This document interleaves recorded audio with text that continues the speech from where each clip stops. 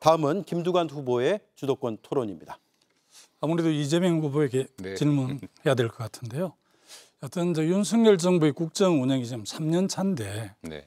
정말 우리 국민들께서 윤석열 정부 국정 운영에 대한 평가가 끝났지 않습니까? 그래서 참 걱정이 많이 되기는 하지만 그래도 지난 총선에서 우리 민주당이 175석, 범야권에 192석을 준 네. 뜻은 무도한 윤석열 정권에 대한 단호한 견제도 필요하지만 네.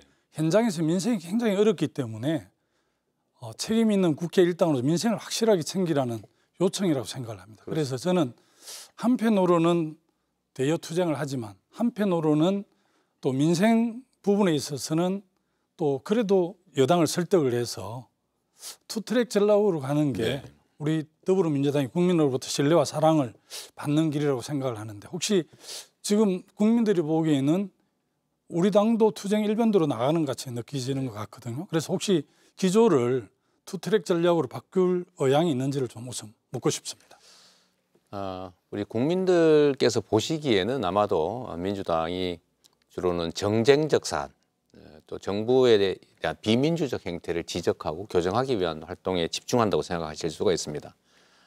그러나 그것은 이제 보이는 측면이고 저희는 저번에 제 당대표 임기 때도 그랬지만 민생과 경제 이 문제에 대해서 사실 매우 집중합니다. 그런데 문제는 그 점에 대한 관심들이 많이 떨어져 있는 거죠. 앞으로도 마찬가지로 제가 이번 선거 캐치프레이즈로 먹고사니즘이라고 하는 것을 제시하는 것도 사실은 우리가 민생에 대해서 집중적인 관심을 가지고 있고 그 문제 해결이 결국 가장 큰 과제다라는 것을 보여주기 위한 것입니다. 예. 우리 김두관 후보께서도 잘 지적하고 계신 것 같습니다. 예, 저도 그냥 다시 또 하나 더 그러시죠. 질문하고 네, 싶은데 지난번에 제가 당원존에서 네.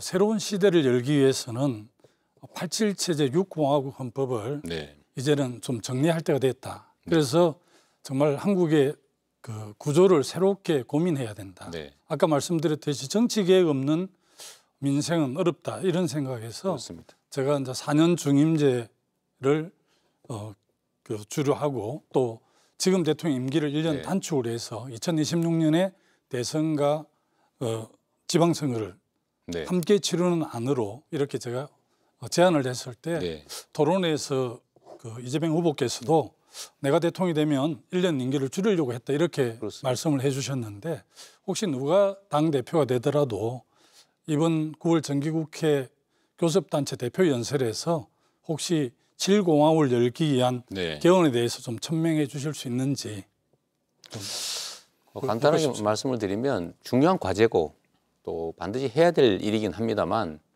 과연 지금 현재 상태로 그게 논의가 실질적으로 가능하겠느냐는 점에 대해서 약간 회의적입니다. 말씀드린 것처럼 소위 탄핵과 관련된 온갖 현안들이 지금 쌓여 있는 데다가 또 민생 현안들도 너무 많아서 이게 약간은 어쩌면 시급하지 않은 현안으로 인식될 수 있어서 좀 깊이 고민해 봐야 되지 않을까 싶습니다. 하기는 해야 되는 건 굉장히 분명합니다. 어려운 과제이긴 하지만 지금 책임 있는 제1당으로서 우리가 해야 될 시대 정신이 아닌가 이런 생각을 좀 해봤고요. 네.